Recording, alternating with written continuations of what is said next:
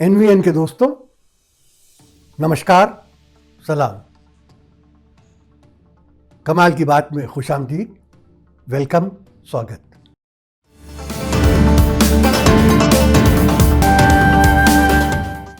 हमने पिछले वीडियो में ये कहा था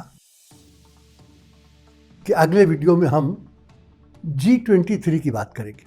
लेकिन दोस्तों, उससे पहले आपसे एक बात बताएं। हमसे कुछ लोगों ने हमसे पूछा कि हसन कमाल साहब, क्या आपका NVN channel pro Congress channel है या कांग्रेस को सपोर्ट करता है? तो ये जवाब हम उनको भी दे रहे हैं और आप सबको भी बता रहे हैं। हम एज ए चैनल न किसी पार्टी को सपोर्ट करते हैं, न किसी पार्टी को अपोज करते हैं। न हम किसी पार्टी के साथ हैं, न हम किसी पार्टी के खिलाफ हैं। हम अपने इंडियन कॉन्स्टिट्यूशन से बंधे हुए हैं। हम अपने इंडियन कॉन्स्टिट्यूशन पर विश्वास करते हैं। हमारे इंडियन कॉन्स्टिट्यूशन के दो बुनियादी उसूल हैं, दो मौलिक सिद्धांत हैं, दो फंडामेंटल प्रिंसिपल्स हैं। उनमें से एक है डेमोक्रेसी यानी लोकतंत्र यानी जमहूरियत, और दूसरा है सेकुलरिज्म। तो दोस्तों, इस देश की जो भी पार्टी, इस देश का जो भी लीडर इन दो बुनियादी उसूलों को मानता है, हम उसके साथ हैं। और इस देश की जो पार्टी और इस देश के जो लीडर इन दो प्रिंसिपल्स को नहीं मानते, इन दो उसूलों को नहीं मानते, हम उनके साथ नहीं हैं, हाँ उनके खिलाफ। अब आइए हम अपने असली टॉपिक पे आते हैं। हमने पिछले वीडियो में आपसे कहा था कि हम G23 पर बात करेंगे। G23 आजकल बहुत चर्चा में है, चारों तरफ अखबार तो भरे हुए हैं उसकी खबरों से। ये G23 का मतलब क्या है? ग्रुप ऑफ 23 पीपल, 23 लोगों का समूह, 23 लोगों का ग्रोह। इसमें 23 हैं, सबके नाम तो ना हमें याद हैं ना किसी को याद होंगे, कोई बहुत बड़े नाम नहीं है। कुछ नाम ऐसे हैं जो बड़े हैं। इन नामों में सबसे पहले गुलाम नबी आज़ाद, कपिल सिब्बल, आनंद शर्मा, राज बब्बर, भूपेंद्र हुड्डा, वीरप्पा मोइली और शशि थरूर के नाम लिए जा सकते हैं। ये ख़ास नाम है। एक ख़ास बात यह है कि इनमें से कई, G23 के कई लोग ऐसे हैं या कुछ लोग ऐसे हैं जिनकी राज्यसभा की मेंबरी बस थोड़े ही दिनों बाद ख़त्म होने वाली। जैसे गुलाम नबी आज़ाद की तो ख़त्म हो ही चुकी है, कपिल सिब्बल और आनंद शर्मा की भी मुद्दत ख़त्म होने वाली। एक और अहम नाम है इनमें, मनीष तिवारी का भी। इनकी मेंबरी की मुद्दत ख़त्म होने के बाद ये क्या करेंगे, वो शायद ना उनकी समझ में आ रहा है ना किसी और की समझ में आ रहा है। और ये बात भी सब जानते हैं कि कांग्रेस एक ऐसी पार्टी है और कांग्रेसी एक ऐसा जीव है जो सत्ता के बगैर, पावर के बगैर रह नहीं पाता, छटपटाता रहता है। तो अब इनको ही मालूम है कि ये भी सत्ता उनसे बहुत दूर हो चुकी है। अब इन लोगों का कहना क्या है? इनका कहना ये है कि कांग्रेस कमज़ोर हो रही है, कांग्रेस की ताकत घटती जा रही है। इसमें एक अजीब बात यह है कि अगर ये बात सही भी है तो इनको हमेशा ये बात उस वक्त क्यों याद आती है जब किसी न किसी स्टेट में कोई इलेक्शन होने वाला होता है। ये बात उनको अक्टूबर में याद आई थी जब बिहार में इलेक्शन होने वाला था। ये बात उन्हें अब याद आई जब पश्चिमी बंगाल और आसाम में इलेक्शन होने वाले हैं। पहली बार भी जब उनको ये बात याद आई थी तो बिहार में कांग्रेस को नुकसान हुआ था। दूसरी बार भी जब उनको ये बात याद आई है तो सिर्फ इसलिए है कि पश्चिमी बंगाल में कांग्रेस को नुकसान पहुंच सकता है। अब ये एक इत्तेफाक है, संयोग है, चांस है, या इसके पीछे कोई और कहानी है, इसमें हम नहीं जाते।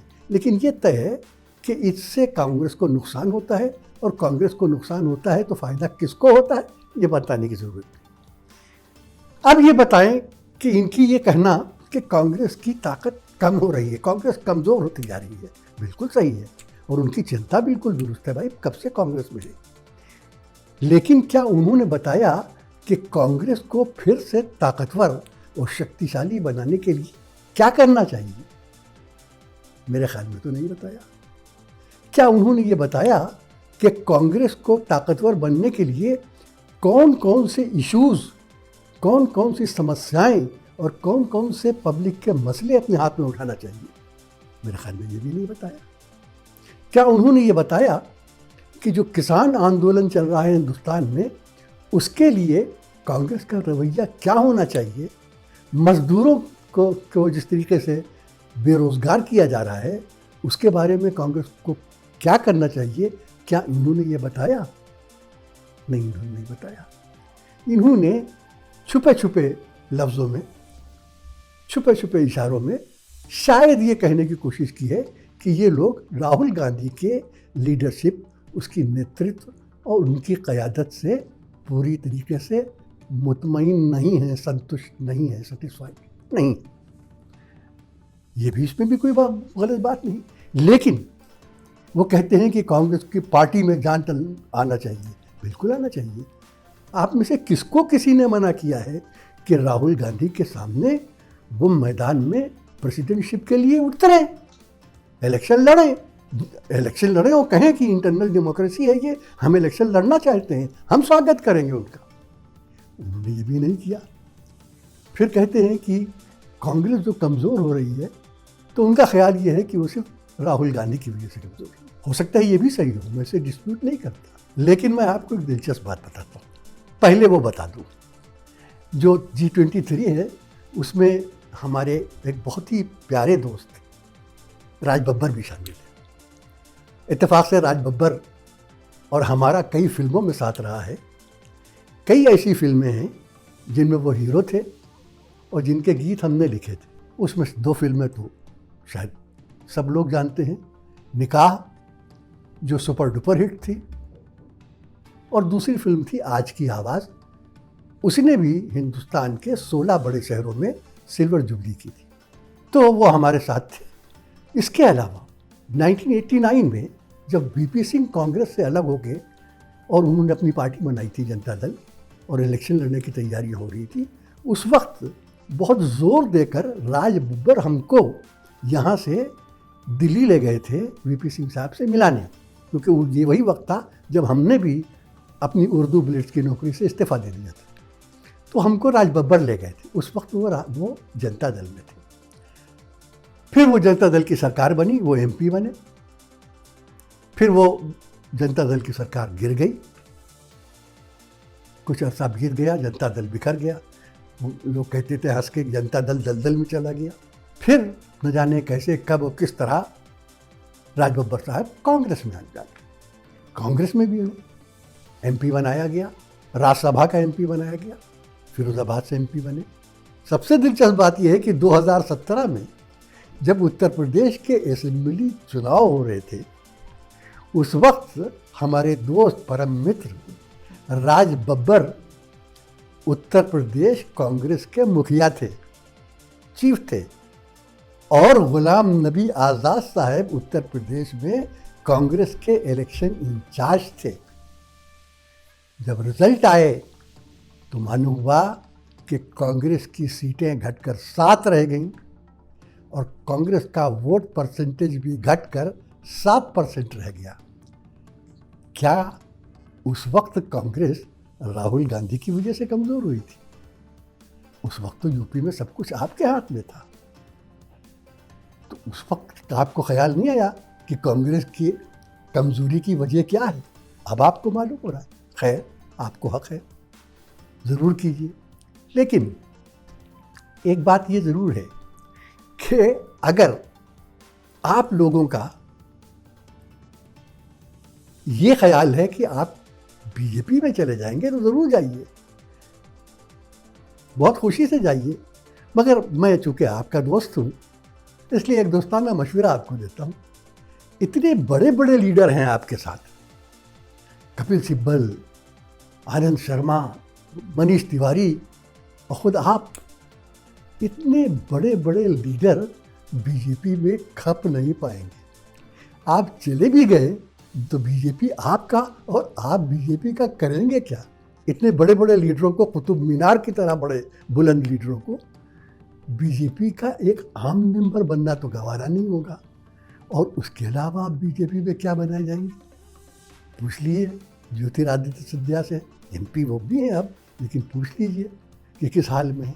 तो आप ज़रूर जाइए, लेकिन आपको बताएं कि आपकी वहाँ खपत नहीं हो पाएगी। इस वक्त अगर आपको वाकई, जैसा कि आपके कुछ लीडर कहते हैं कि आप नेहरू और गांधी वाली कांग्रेस को जिंदा करना चाहते थे, तो बड़ा नेक ख्याल था, बड़ा अच्छा ख्याल है ये। लेकिन आपको गांधी और नेहरू की कांग्रेस को जिंदा करने के लिए सबसे ज़्यादा ज़रूरी काम ये था कि आप बंगाल जाते, आप आसाम जाते, आप केरल जाते, आप तमिलनाडु जाते, आप पुडुचेरी जाते और वहाँ जाकर आप गांधी और नेहरू की कांग्रेस को जिंदा रखने का काम करते। वो तो आप कर नहीं रहे। आप तो सिर्फ ये बता रहे हैं कि कांग्रेस कितनी कमज़ोर हो गई। और एक बात और आपको बता दें, मैंने सुना है, मुझे नहीं मालूम कि कहाँ तक दुरुस्त है, कि अब ये G23 नहीं रहा है, अब इसमें कुछ कम हो गए हैं लोग। वीरप्पा मोइली साहब पहले कह रहे थे, आप लोगों के साथ थे, कि कांग्रेस को मजबूत करना चाहिए, लेकिन जब गुलाम नबी आज़ाद जी ने नरेंद्र मोदी का कसीदा पढ़ना शुरू किया तो वीरप्पा मोइली ने कहा कि भाई हम इस मामले में आपके साथ नहीं हैं। सुना है भूपेंद्र सिंह हुड्डा भी पीछे हट चुके हैं। मुकुल वासनिक थे पहले, वो भी अब कांग्रेस वर्किंग कमेटी में खप चुके हैं। तो शशि थरूर के बारे में मुझे नहीं मालूम, लेकिन मेरा ख्याल नहीं है कि वो इन हालात में उन लोगों के साथ जाना पसंद करेंगे। हाँ, इन तमाम लोगों में एक नाम ऐसा है जिसके लिए सबको अचंभा भी है और दुख भी है, सच पूछिए तो हमें भी है। वो नाम कपिल सिब्बल का है। कपिल सिब्बल बहुत लायक वकील हैं, बहुत अच्छे वकील हैं, बहुत अच्छे इंसान हैं। मुझे मालूम है, पर्सनली मुझे मालूम है कि उन्होंने कई कमज़ोर लोगों के, पीड़ित लोगों के, दुखी लोगों के केसेस लड़े हैं और अक्सर बगैर कोई फीस लिए हुए लड़े। ये बहुत बड़ी बात है आज के ज़माने में। इसके अलावा वो हिंदी के कवि भी हैं।